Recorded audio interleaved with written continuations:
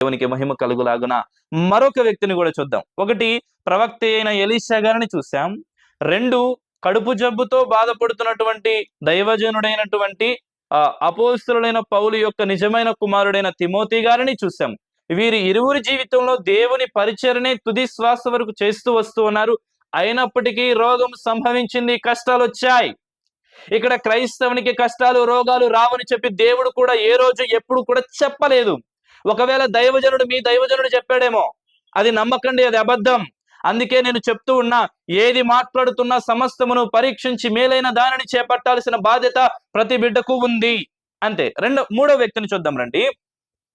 ఫిలిప్పీలకు రాసిన పత్రిక పరిశుద్ధ గ్రంథం నుంచి ఫిలిప్పీయులకు రాసిన పత్రిక 2వ అధ్యాయము 26వ వచనము గల వాక్యం చదువుకుందాం. పరిశుద్ధ గ్రంథం నుంచి ఫిలిప్పీయులకు రాసిన పత్రిక 2వ అధ్యాయము 26వ వచనం నేను చదువుతున్నాను, జాగ్రత్తగా వినండి.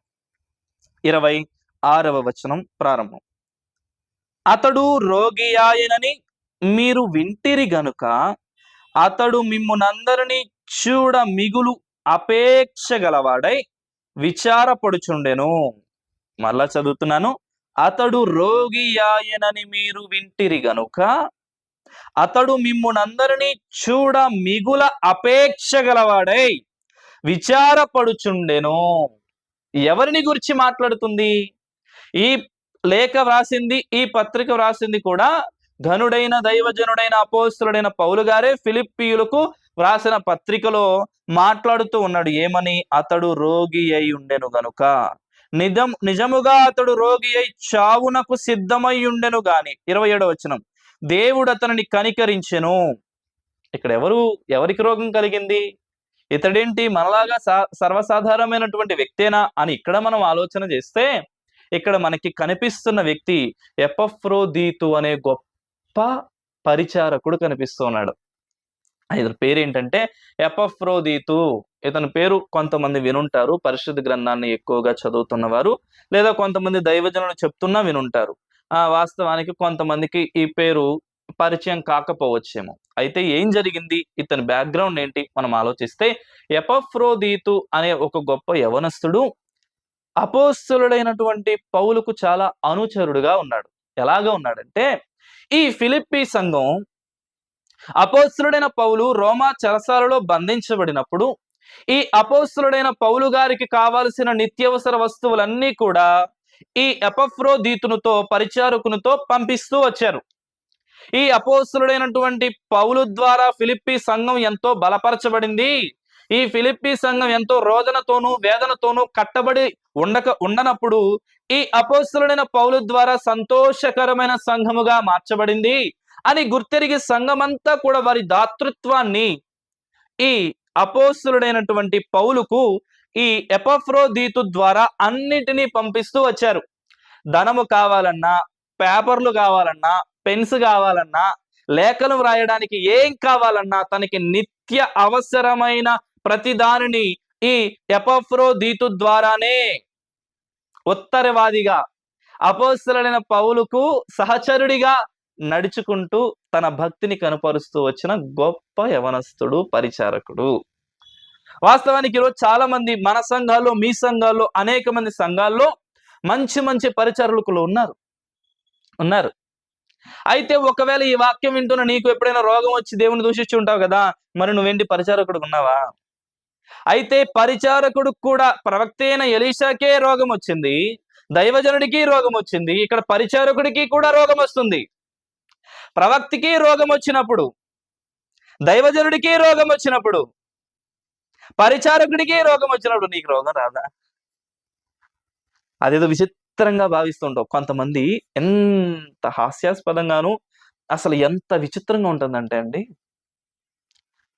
అంటే నీకు రోగం వస్తేనే రోగం కొంతమందికి, పక్కన వానికి వ్యాధి వచ్చినా రోగం వచ్చినా అబ్బాయి ఏం కాదు, అదేం కాదు, అది నాకు రాలేదా, నాకు నీకంటే ఎక్కువ వచ్చింది, దాన్ని నేను భరించలేదా అంటే కొంతమందికి ముళ్ళు గుచ్చుకుంటే అదే పెద్ద విషపూరితమైన ముళ్ళు, పక్కనోడిది ముళ్ళు కాదు అసలు. అది ఒక పాము ఒక వ్యక్తిని కాటేస్తే ఇదేం పెద్ద విషయం ఉండదు, ఆ పాముకి పెద్ద విషయం ఉండదు. నాకు కరిసినటువంటి పాముకి మహా విషయం ఎక్కువ.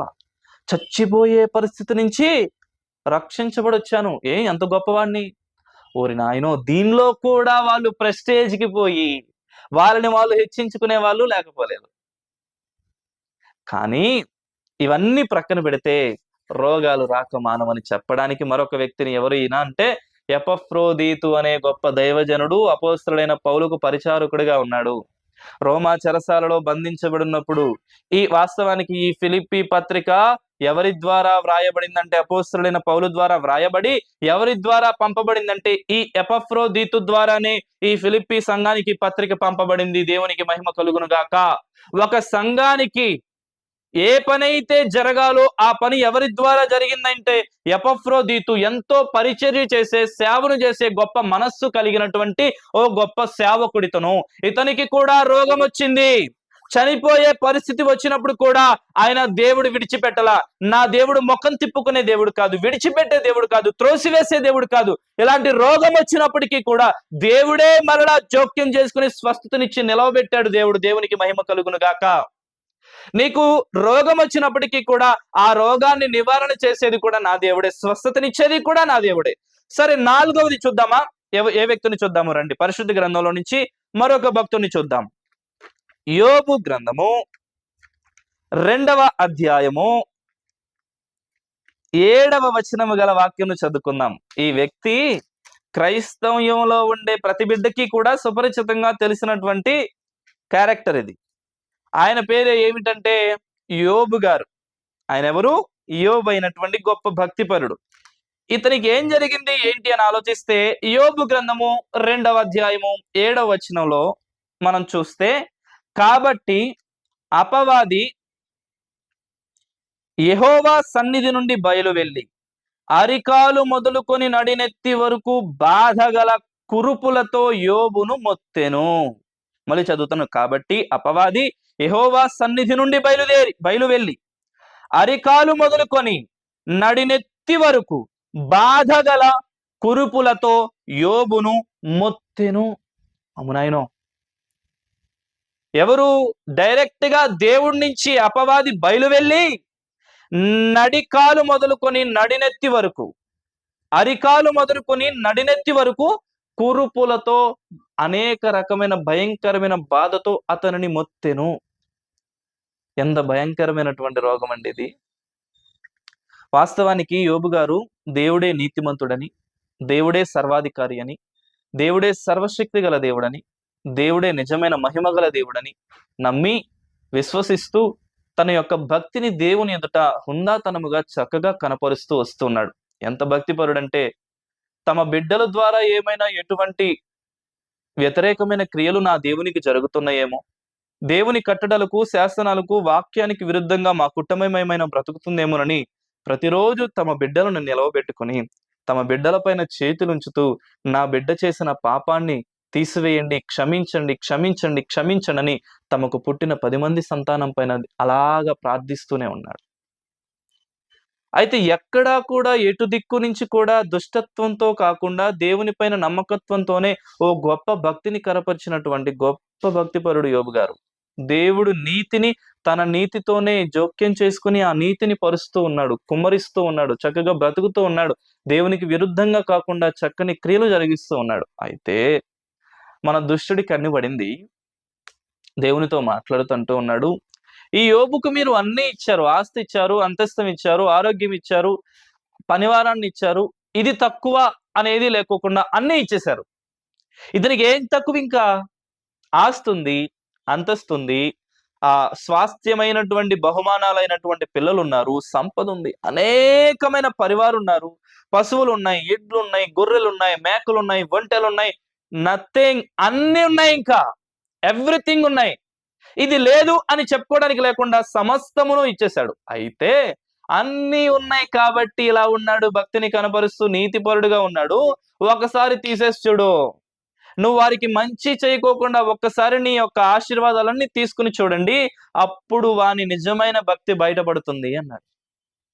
అన్నీ తీసివేసినా, పిల్లలందరూ చనిపోయినా, ఆస్తంతా కోల్పోయినా, రోగమంతా కూడా అతనిని సంభవించినప్పుడు కూడా, మరణమంతా దగ్గరికి వచ్చేసినప్పుడు అరికాలు నుంచి నడినెత్తి వరకు కురుపులతో బాధపడుతూ ఆ కురుపులలో వస్తున్నటువంటి రసకను, ఆ అనీజీనెస్ ని, అసలు చూడలేక ఏం చేశాడో తెలుసా? వాస్తవానికి ఏదైనా మామూలుగా మాట్లాడుకుంటే ఎవరికైనా ఒక కురుపు వచ్చిందనుకోండి, పుండు వచ్చిందనుకోండి, ఏం జరుగుతుంది? కొంత దురద వస్తుంది. మన గోర్లు కొంతమంది ఉంటే చక్కగా గోక్కుంటూ ఉంటారు, గీరుకుంటూ ఉంటారు. ఆ బాధని భరించలేకపోతే ఏం చేస్తారు చెప్పండి? ఏదో ఒక పరికరాన్ని తీసుకొని చేస్తూ ఉంటారు కదా! రబ్ చేస్తూ ఉంటారు కదా! అయితే ఆ బాధను తట్టుకోలేక మంటి పెంకును తీసుకొని అతని బాధను భరించలేకుండా బాధపడుతున్నాడు. స్నేహితులొచ్చారు, భార్య వచ్చింది. "నీవు నమ్ముకున్న దేవుడు ఏడి? ఎక్కడున్నాడు? నీకేం చేశాడు? నా దేవుడు, నా దేవుడు, నా దేవుడే స్తుతింపబడును గాక" అంటూ ఉన్నావు కదా! ఈ స్థితిలో ఉన్నాను అంటే దేవుని కృప ఇప్పటికీ అంటూ ఉన్నావు కదా! దేవుణ్ణి దూషించొచ్చు కదా! మరణించొచ్చు కదా! అని చెప్పి మాట్లాడుతుంటే, నో, ఎలాంటి భయంకరమైన పరిస్థితులు వచ్చినప్పటికీ కూడా దేవుణ్ణి దూషణాడలేదు. నాకెందుకు ఈ పరిస్థితి అనలేదు. అందుకే దేవుడు ఆ మరణకరమైన రోగము నుంచి సంపూర్ణమైన ఆరోగ్యంలోనికి దేవుడు నడిపించాడు. దేవునికి మహిమ కలుగును గాక. అదే పిల్లలు కోల్పోయినప్పుడు రెండింతలైనటువంటి పిల్లల్ని ఇచ్చాడు. ఆస్తినంతా కోల్పోయినప్పుడు రెండింతల ఆశీర్వాదాన్ని దయచేశాడు దేవుడు. ఇక్కడ ఏం చేశాడు? నలుదిక్కుల నుంచి దేవుణ్ణి దూషించు అనినా, దేవుణ్ణి తూలనాడండి అనినా, నా దేవుణ్ణి యోబు గ్రంథంలో ఉన్నటువంటి గొప్ప భక్తిపరుడు దూషణ ఆడినట్లుగా మనం చూడం. మరణకరమైనటువంటి వ్యాధి సంభవించిన ఈ సేవకుడైనటువంటి ఈ భక్తిపరుడు కూడా దేవుణ్ణి దూషించాడా? దేవుని ప్రశ్నించాడా? దేవుణ్ణి తొలనాడా? దేవుని వ్యతిరేకించాడా? దేవునికి దూరం అయ్యాడా? అంటే no no no no no. జాగ్రత్తగా ఆలోచిస్తే ఎలీషా ప్రవక్త గారు అద్భుతమైన ప్రవక్త. ఘనుడైనటువంటి తిమోతి సేవకుడు. ఘనమైనటువంటి పరిచర్యను చేసినటువంటి ఎపఫ్రోదితు, ఘనమైనటువంటి భక్తిని, నీతిని, నమ్మకత్వాన్ని దేవునిపైనటువంటి ఆధారపడిన భక్తిపరుడు కనిపిస్తున్నాడు. ఇంత భక్తి మనలో ఉందా? ఉందా? ఇంత మహులైనటువంటి భక్తిపరుల జీవితాల్లో కూడా ఎన్నో కష్టాలు సంభవించాయి, మరణాలు సంభవించాయి. అయినప్పటికీ దూషణాడలేదు.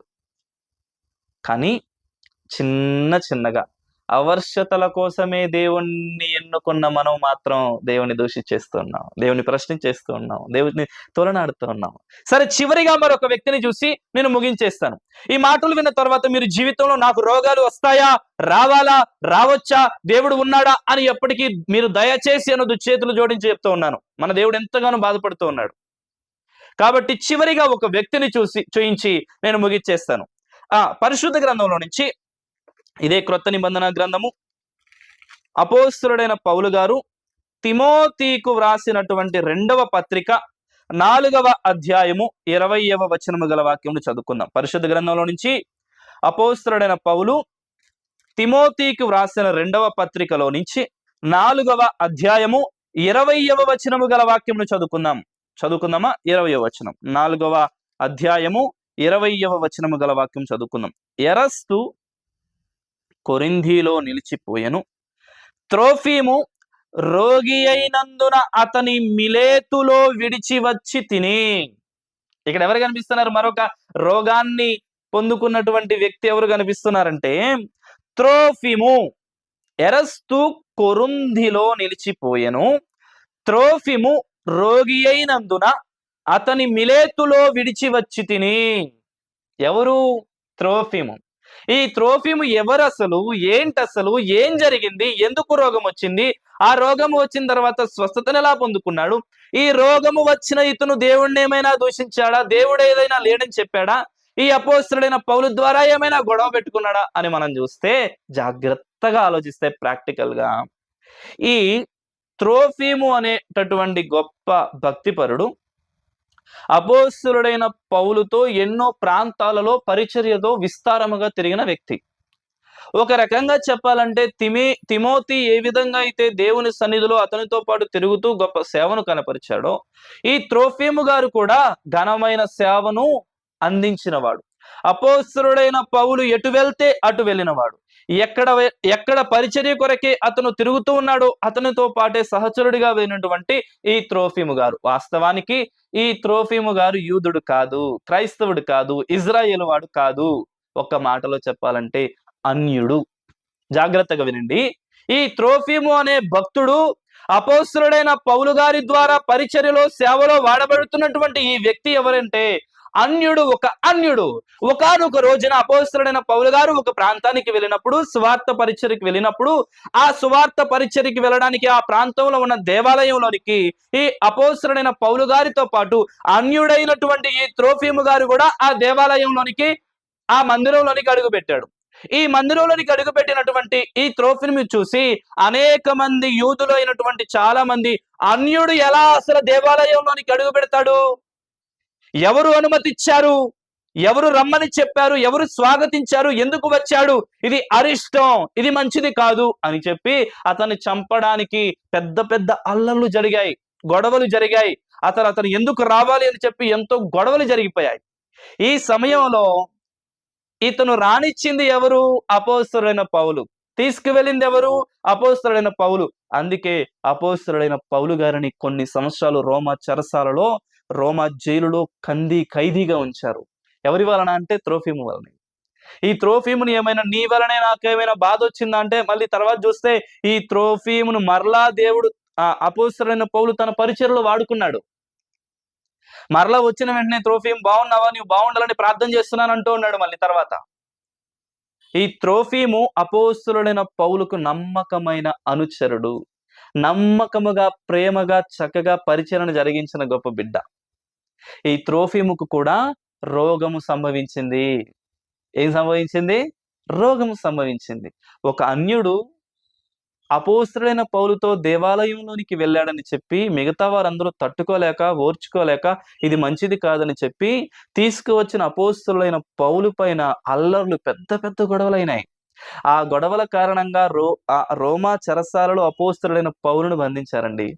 ఒక వ్యక్తి వలన అతనిని ఏమీ చేయొద్దు, కావాలంటే నన్ను జైల్లో వేయండి అనేసంత గొప్ప భక్తిపరుడు అతను. వాస్తవానికి అతని దగ్గర పెద్ద భక్తి విశ్వాసం లేకపోతే అతన్నే తీసుకువెళ్ళి మీరు ఏదైనా చేసుకోండి అనొచ్చు అపోస్తలుడైన పౌలు గారు. కానీ ఆ మాట అనలేదు.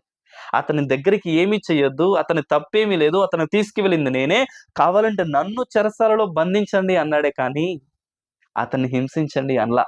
అతడు అంత గొప్ప భక్తిపరుడు కాబట్టి అతను నిందను మొయ్యడానికి ఇష్టపడ్డాడు అపోస్తలుడైన పౌలు గారు. ఈ మాటలో మీరు చూస్తే ఇప్పటి వరకు మనం మాట్లాడుకున్న ఈ వాక్యం అంతటిలో మీరు చూస్తే మొట్టమొదటిగా మనిషికి రోగాలు వస్తాయా, దేవుని పిల్లలకు లేక క్రైస్తవులకు రోగాలు వస్తాయంటే ఒక్క మాట, రోగాలు వస్తాయి, రోగాలు వస్తాయి. మీరు ఉదాహరణకు చూస్తే కొన్ని మచ్చుకు మీరు చూస్తే ప్రవక్త అయినటువంటి ఎలీషా గారు అద్భుత ఆశ్చర్య కార్యములు చేసినటువంటి గొప్ప దైవజనుడు, రోగం వచ్చిందా, వచ్చింది. రెండవదిగా అపోస్తలుడైన పౌలే నా ఆత్మీయ నిజ కుమారుడు అంటున్నటువంటి తిమోతికి కడుపు జబ్బు చేసిందా, చేసింది. రాలేదా, వచ్చింది. మూడవదిగా మీరు చూస్తే ఫిలిప్పీ సంఘంలో ఉన్నటువంటి ప్రతి వ్యక్తి కూడా అపోస్తలుడైన పౌలుకు అనుచరుడిగా ఉన్నటువంటి ఎపఫ్రోదీతునకు కూడా మరణకరమైన రోగం రాలేదా, వచ్చింది. తర్వాత నీతినే తన బట్టగా, నీతిమే తన వస్త్రములుగా ఏర్పాటు చేసుకుని దేవుడే నాకు దిక్కని, దేవుడే నిజమైన దేవుడని, గొప్ప దేవుడని, మహిమకల దేవుడని ఆయనపైనే ఆధారపడిన యోబు గారి జీవితంలో రాలేదా, వచ్చింది. ఆ తర్వాత మీరు చూస్తే అపోస్తలుడైన పౌలుతో సేవలో వాడబడినటువంటి త్రోఫీముకు కూడా మరణకరమైన రోగం వచ్చింది. అయినప్పటికీ స్వస్థత పొందుకున్నాడు. మీరు చూస్తే వీరందరూ విశ్వాసులు కాదండి, పరలోకపు దేవుడైన సర్వాన్ని సృజించిన తండ్రి అయిన దేవుని పరిచర్య చేసిన సేవకులు వీళ్ళంతా. వీరికే అనారోగ్యాలు, కష్టాలు తప్పలేదు. దేవుణ్ణి గూర్చి చింతైనా, దేవుణ్ణి గూర్చిన ఆశైనా, దేవుణ్ణి గూర్చినటువంటి అసలు తలంపైన నీలో లేకోకుండా ఉన్న నీకు కొన్ని నష్టాలు, కష్టాలు, రోగాలు, బాధలు సంభవించినప్పుడు ఎందుకు దేవుణ్ణి ప్రశ్నించే హక్కు నీవు కలుగున్నావు? దేవుని పరిచర్య చేస్తున్న వీరే దేవుణ్ణి ప్రశ్నించలేదే, దేవుని పరిచర్య చేస్తున్న వీరే దేవుని పైన నిందలు వేయలేదే, దేవుని పైన సొనగలేదే, దేవుని నిందించి అవమానపరచలేదే. ప్రస్తుత క్రైస్తవ్యం ఎంతగా దేవుని బాధ పెడుతుంది, ఎంతగా బాధపడుతుంది. చిన్న కష్టం వస్తే ఓర్చుకోలేవు, చిన్న నష్టం వస్తే ఓర్చుకోలేవు. నీకు రోగం వచ్చినప్పుడు ఇంజెక్షన్ చేయించుకున్నప్పుడు నొప్పి కలుగుతున్న దాన్ని ఓర్చుకుంటావు. ఎందుకు? తర్వాత స్వస్థత ఉంది కదా. మరి ఇప్పుడు ఓర్చుకుంటే తర్వాత స్వస్థత ఉందని ఎందుకు ఆలోచించలేకపోతున్నావు? ఒక్క మాట అయితే స్పష్టతగా చెప్తాను ప్రియ సంగమా, నీ ఆత్మీయతను కాపాడుకోవడానికి నీ అవయవములు కోల్పోయినా పర్లేదు. జాగ్రత్తగా వినండి. నీ ఆత్మీయతను, నీ ఆత్మను కాపాడుకోవడానికి నీ శరీరంలో ఉన్నటువంటి అవయవములు కోల్పోయినా పర్లేదు, అదే నీ శరీరాన్ని కాపాడుకోవడానికి, నీ అవయవాలు కాపాడుకోవడానికి నీ ఆత్మను నువ్వు చులకన చేసి ఆత్మను కాపాడకపోతే నిత్యత్వంలో అది మండుతూ ఉంటుంది. దాన్ని ఆ నరకంలో మనం తట్టుకోలేనంత బాధను అనుభవించాల్సి వస్తుంది. ఈ 70 సంవత్సరాలు 80 సంవత్సరాలు ఈ శరీరం కోసం మనం ఎంతగానో ప్రీతికరంగా ఆలోచిస్తున్నామే, నిరంతరము చావు లేకుండా స్థిరముగా ఉన్న ఈ ఆత్మ సుఖముగా సౌఖ్యముగా ఉండాలంటే అవయవాలకి రోగం వచ్చినా, అవయవాలు నశించిపోతూ ఉన్న ఆత్మ నశించిపోకుండా కాపాడుకోవడమే నిజమైన క్రైస్తవ్యం. కానీ ఈరోజు ఆత్మీయతను కాపాడుకోవడానికి ఎవరు ఇష్టపడడంలా, ఈ శరీరం పైన మక్కువ ఎక్కువ అవుతూ ఉంది. ఈ శరీరాన్ని కాపాడుకునే విషయం చాలా ఎక్కువైపోతుంది. ఈ రోజు ఎవరిని చూసినా చక్కగా పొద్దున్నే లేవాలి, వాకింగ్ చేయాలి, మంతెన సత్యనారాయణ గారి యొక్క ఆరోగ్య సూత్రాలు పాటించాలి. నేను అంటాను, ఎవరైతే ఎక్కువ ఆరోగ్య సూత్రాలు పాటిస్తున్నారో వాళ్ళకి రోగాలు ఎక్కువ వస్తున్నాయి. నేను గమనించా. ఉత్తి పుణ్యానికి నేను మాట చెప్పటంలా. అసలు కొంతమంది ఈ చివరి నుంచి ఆ చివరి వరకు కొరలని, ధాన్యాలని, ఈ పప్పని, ఆ పప్పని, అన్నాన్ని ప్రక్కన పెట్టి, అది మంచిదే, ఆరోగ్యరీత్యా జాగ్రత్త తీసుకోవడం మంచిదే. కానీ ఆరోగ్యం శరీరం కోసమే ఆలోచిస్తున్న నీవు ఆత్మను కోసం ఆలోచించట్లేదు అనేది బాధ. నువ్వు దీనికి ఎంత ప్రాధాన్యత ఇస్తున్నావో నీ ఆత్మీయతకు కూడా అంతే ప్రాధాన్యతనివ్వాలని చెప్పి నువ్వు గుర్తించడం వల్ల నేను చెప్తూ ఉన్న ఓ సేవకునిగా ఆలోచించండి. నీ శరీరం కోసం, నీ శరీర బలం కోసం, ఆరోగ్యం కోసం ఎక్కడెక్కడ ఏది మంచిదని చెప్పి వెతుక్కుని మరీ తీసుకువచ్చి ఆరోగ్యకరంగా ప్రీతికరంగా తింటూ ఉన్నారు కదా, ఆరోగ్యాన్ని కాపాడుకుంటూ ఉన్నారు కదా. ఒకవేళ రోగం చేస్తే బెంగళూరు బాగుంటుందా, ఏలూరు బాగుంటుందా, సిమ్స్ బాగుంటుందా, ఎక్కడ బాగుంటుంది, ఎక్కడ ఎవరు ఏ వైద్యం బాగుంటుందని చెప్పి తిరుగుతూ ఉన్నామే. ఎక్కడ ఏ వాక్యం బాగుంటుంది, ఎక్కడ ఏ శుభప్రదమైన క్రమం బాగుంటుంది, ఏ సేవకుడు గొప్పగా వాక్యాన్ని బోధిస్తున్నాడని వెతుక్కుని మరీ వెళ్ళే స్థాయి ఎప్పుడైనా కలిగి ఉన్నారా అండి మీరు? అసలు సరి అయిన వాక్యాన్ని బోధించే ఒక్క సేవకుని వెతుక్కుందామని చెప్పి ఎప్పుడైనా ఆలోచిస్తున్నారా మీరు? సరైన క్రమం ఈ సంఘంలో ఉంది. ఈ సంఘ సభ్యత్వాలు కాదు, తల్లి సంఘాలు కాదు, ఇవి కాదు, ఆచారాలు కాదు. ఎక్కడ క్రమం కలిగి బ్రతుకుతుందో ఆ సేవకుడి దగ్గర వినయంతో, విధేయతతో ఆ మాటను అంగీకరించి ఆత్మీయతను కాపాడుకుందామని ఎవరైనా ఆలోచిస్తూ ఉన్నారా? ఇవి ఇష్టపడరు, ఈ మాటలే ఇష్టపడరు. మాటకి వెనక, మాటకి ముందు అద్భుతాలు, ఆశ్చర్యాలు, అద్భుతాలు, ఆశ్చర్యాలు అంటూ ఉంటే అబ్బబ్బబ్బ చప్పట్లు కొట్టి మరి ఎంబేలెత్తే వాళ్ళు చాలా మంది. ఇంకొక మాట చెప్పనంటారా, తీయనైనది ఎప్పుడు కూడా విషంతో సమానం. మీరు బాగా గమనిస్తే మనం అనుకుంటాం పంచదార కంటే బెల్లం చాలా చక్కగా అది మంచిది అనుకుంటాం. ఎప్పుడైనా గుర్తుపెట్టుకోండి, వాస్తవానికి పాము కాటేస్తున్నప్పుడు వెంటనే చచ్చిపోతాం. కానీ షుగర్ని తింటూ తింటూ తింటూ ఉంటే కొద్ది రోజులకి తెలియకుండా లోపల విషం ఎక్కిపోతూ ఉంది మనకి. ఎంత ప్రమాదమో చాలా మంది డాక్టర్స్ చెప్తూ ఉన్నారు కదా. బెల్లం కూడా మనం అందరం మంచిది అనుకుంటాం, అది కూడా పెద్ద పాయిజనే. అయితే తీయనైన మాటలు ఎప్పుడు కూడా విషమే. నువ్వు బాధపడడానికి ఇష్టపడవిక. తల్లిదండ్రుల నోట నుంచి ఎక్కువ తీయనైన మాటల కంటే చేదైన మాటలే వస్తాయి. నిన్ను ప్రేమించిన సేవకుడు కూడా ఎప్పుడు చేదైన మాటలే మాట్లాడతాడు. నన్ను ప్రేమిస్తున్నా, నాకు ఒక ఆత్మీయ తండ్రి ఉన్నాడు, ఆయన నాలో ఉన్న మంచిని కాదు, నాలో ఎక్కడో దాగి ఉన్నటువంటి చిన్న చిన్న వైఖరిని కూడా సరిచేయడానికి ఇష్టపడుతున్నాడు అని చెప్పి మీరు ఆశపడాలి. నా సేవకుడు నా కోసం మాట్లాడుతున్నాడు అని చెప్పి మీరు ఆ విధంగా ఆశపడాలి. నేను ఉన్నానండి, ఓ సేవకునిగా ఉన్నాను. వేరే సేవకుడు మాట్లాడుతున్నప్పుడు ఆయన నోట నుంచి వచ్చే మాట నన్ను గుచ్చుకుంటూ ఉన్నప్పుడు, తగులుతున్నప్పుడు నేను కూడా సరిచేయబడ్డానికి ఈ మాట నాకు కావాలి, నా కొరికే దేవుడు మాట్లాడుతున్నాడని కొంత నొప్పి కలిగినా సరిచేయబడడానికి ఇష్టపడుతూ ఉంటాను. కానీ తీయనైన మాటల కొరకే ఇష్టపడుతున్నారు మీరు. ఈ తీయనైన శరీరం కోసమే, ఈ కోరికలు తీర్చుకునే శరీరం కోసమే మీరు ఇష్టపడుతున్నారు. ఈ శరీరానికి కోరికలు తీర్చుకుంటున్నటువంటి ఈ శరీరానికి ఏదైనా రోగం వస్తే ఈ సృజించిన, ఈ ఆత్మనిచ్చిన, శరీరాన్ని ఇచ్చిన దేవుని దూషిస్తూ ఉన్నారు. కానీ ఇది మంచిది కాదు. చేతులు జోడించి ఓ సోదరిలాగా, మీ బిడ్డలాగా చెప్తూ ఉన్నాను, శరీరానికి రోగాలు వస్తాయి, రోగాలు సంభవిస్తాయి, రోగాలు సంభవిస్తాయి.